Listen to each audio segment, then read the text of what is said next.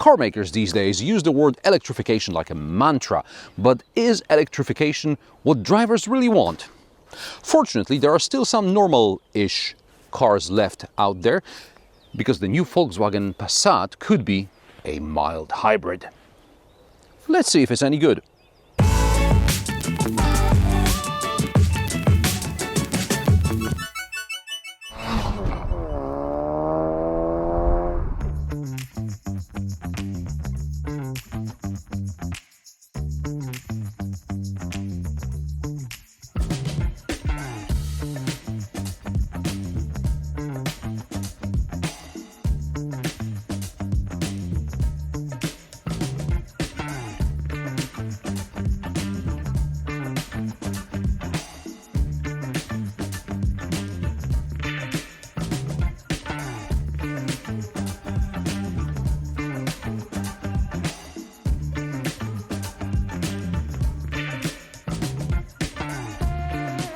A quick explanation.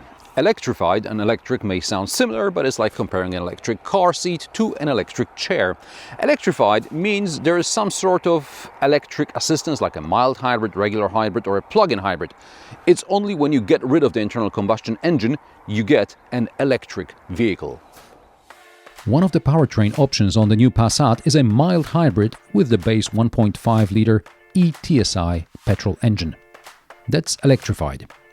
And so is the next generation plug-in hybrid with up to 100 kilometers pure electric range.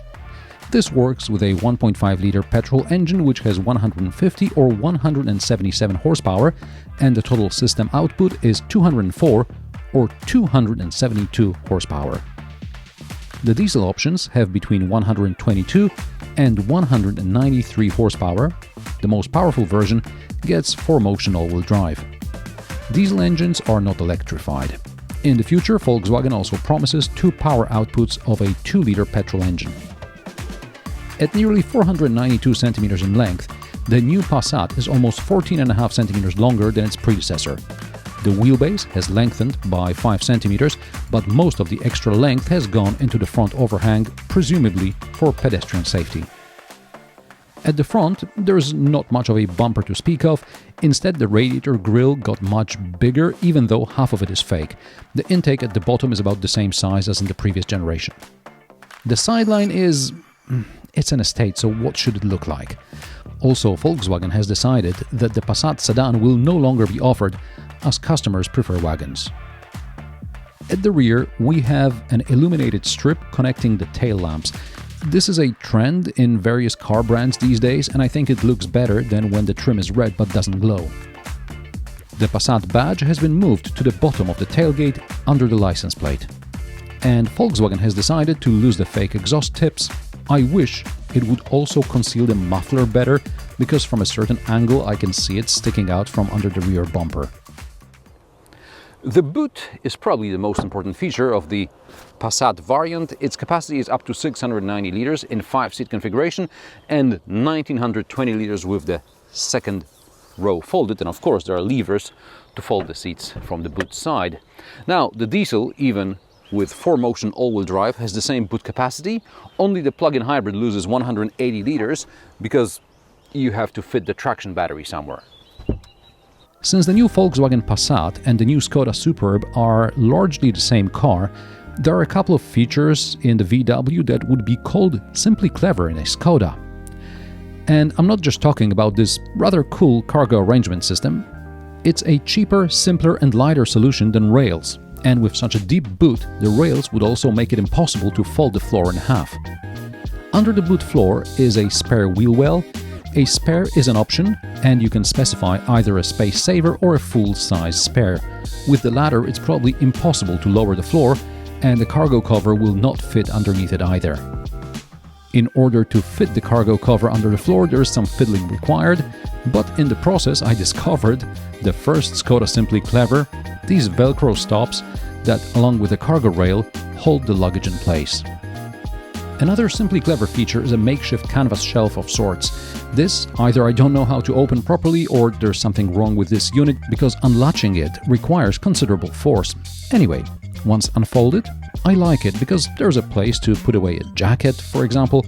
and it fits under the cargo cover, which automatically opens and closes along with the tailgate.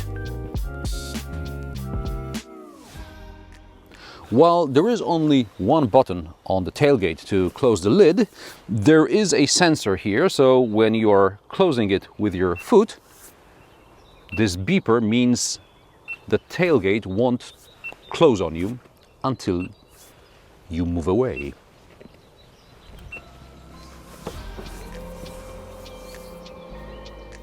There's plenty of legroom and headroom in the rear, and now there's even more thanks to the longer wheelbase. There's a third AC zone, 2 USB-C ports, generous door pockets, pockets in the back of the front seats, an armrest with small cup holders, and an unnecessarily complicated place for a phone, which the kids will break. There's also a ski hutch. Just like in the ID.7, the rear seat splits 40-60, so the hatch is just that. No use if you need to carry something like an IKEA box vertically. You'll have to fold one of the backrests. Up front, I have two pieces of news, good and bad. The good is the return of physical buttons on the steering wheel. VW got a lot of shit for touch buttons and got the message. The bad news is touch sliders for temperature and volume. Skoda has left some physical knobs to control these. Now, the virtual instrument cluster shouldn't surprise anyone, but this time it's just a flat screen without any top cover. The center display here in its largest 15-inch form looks like it's been added on, stuck on the dashboard. The standard version is 12.9 inches across. The infotainment system is the same as in the ID.7, and in principle it is less bad than what debuted in the Golf and earlier ID series models over the last few years. Compared to what it was, the current version of the software seems logical. There are shortcuts to the most important functions on the main screen, and you can customize them as well. It's worth spending half an hour or so clicking through the system and selecting your settings. You can then save them in the cloud and download them via the Volkswagen app. Another change is the head-up display. During the launch of the previous generation facelift, VW promised the new generation will get a proper HUD on the windscreen rather than the pop-up piece of transparent plastic. Apparently, it was a matter of the angle at which the projector could be installed relative to the windshield. Before the facelift, it was impossible to fit at an appropriate angle. This test car gets the extended ambient lighting package, which means the dashboard, the doors, and the footwells. On the center console, there's a phone cubby with a wireless charger and 2 USB-C ports, cup holders, a place for the key, an armrest with a removable shelf that runs lengthwise, not widthwise, and as a result I bump it every time I try to reach deeper to get my sunglasses, for example. The glove box is medium size, the door pockets are large. The start button is now on the tunnel, meanwhile the gear selector is where the wiper stalk would normally be. The Passat is no longer offered with a manual gearbox, hence the automatic selector is just here, like in an electric car.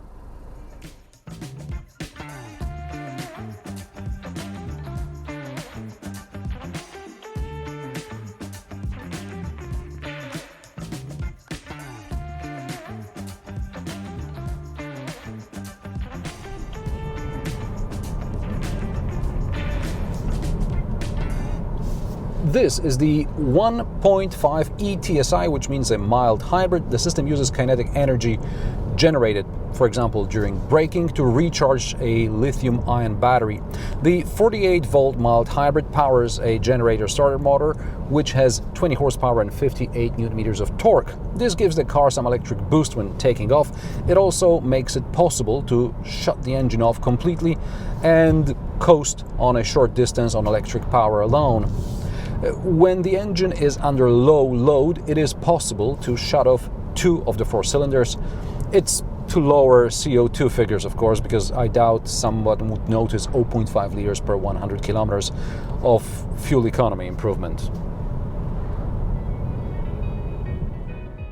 The 150 horsepower petrol engine is fine at low to medium load, however, under hard acceleration and at high speed, it's out of breath. The 0 to 100 km per hour time should be 9.2 seconds. I managed 9.4 seconds, both in comfort and sport modes. Average fuel economy, depending on how heavy your foot is, should be between 6 and 7 liters per 100 kilometers. Volkswagen claims 5.5. Maybe in eco mode, but I drive in default mode, whatever it is, and in this case it's comfort.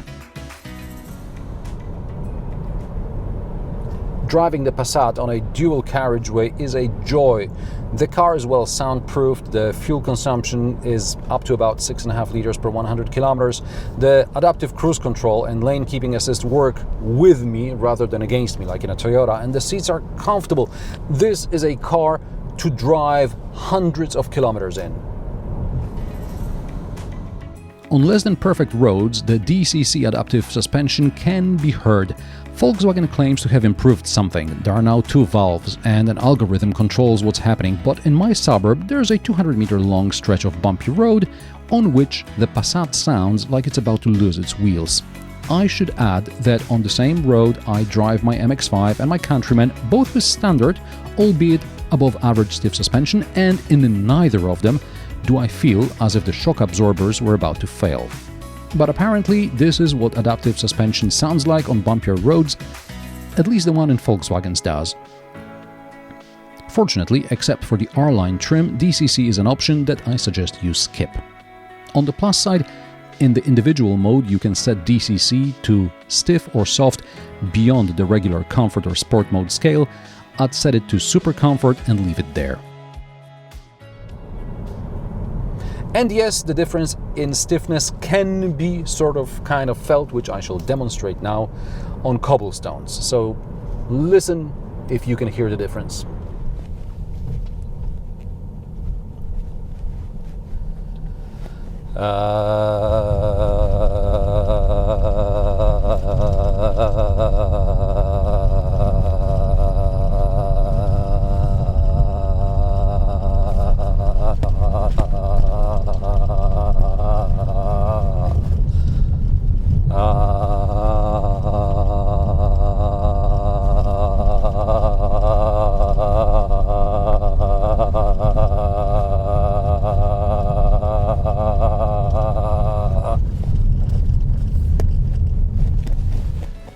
Towing up to 1600 kilograms in this engine variant, the most powerful diesel can tow up to 2.5 tons and PHEVs can tow up to 2360 kilograms.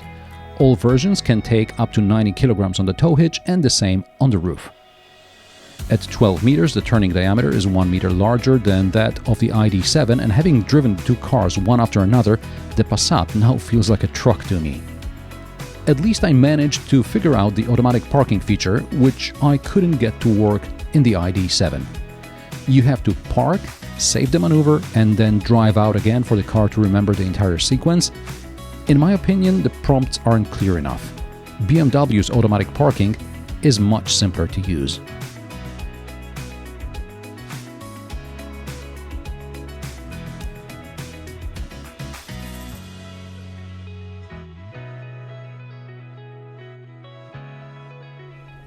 When I picked the car up from the press office, there was a prompt on the screen about a new software update, so I accepted it, and the system crashed on me, so I had to hold the power button for a while to get the infotainment system back up again.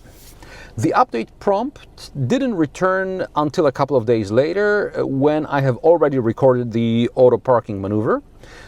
So the next day, I really wanted to park automatically at home, and it turned out that the maneuver I recorded had disappeared when I installed the software update. Now, I don't know if it's because I'm not the car's main user and the main user registration is incomplete. Now, car makers should really think about some press demo mode for their smart features. Only BMW Press here in Poland makes the effort to make sure that their features work on my press car, and usually that means giving me full user account privileges. As for everyone else, I can only say I don't know if their smart features are really this bad, or it's just me with my guest account. Prices of the new VW Passat start at €39,995. The diesel bumps up the price to €41,745. The cheapest PHEV costs €50,320. This test car with options costs €57,205. I'm not going to tell you that the new Passat is the best car since the previous Passat, because it's not true. On the other hand, compared to the facelifts of existing models and the new models VW launched between 2019 and 2023, the new Passat is indeed better, but it's a bar set low. And how do you like the new Passat? Are you glad there are still 2-liter diesels left, or do you prefer the new plug-in hybrid, or perhaps the 1.5 eTSI is enough for you? Drop me a comment below. If you like my sarcastic, down-to-earth and possibly mildly amusing car reviews, join me every Friday at 3 p.m. Central European Time, and don't forget to subscribe and like this video as it helps me with the YouTube algorithm. Thanks for watching, and I will see you in the next one.